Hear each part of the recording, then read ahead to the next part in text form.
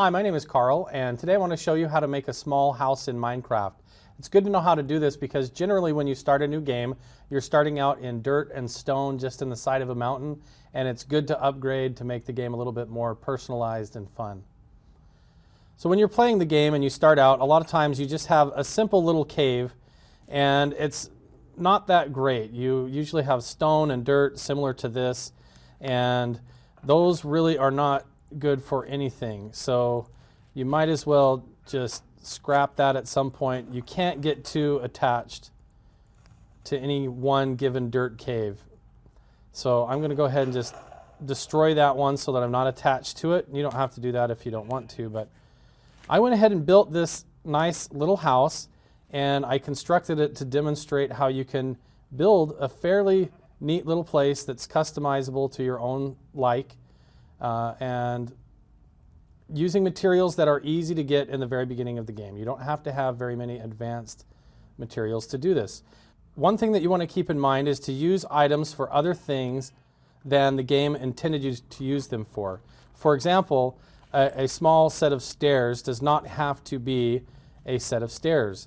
In fact, I used staircases to make the roof of the house to make it look like a vaulted ceiling. I also used staircases in the windows here, where I put a staircase here and a staircase upside down on the roof above, and then I put a pane of glass in there and it looks like an egress window, so you can dress it up a little bit nicer.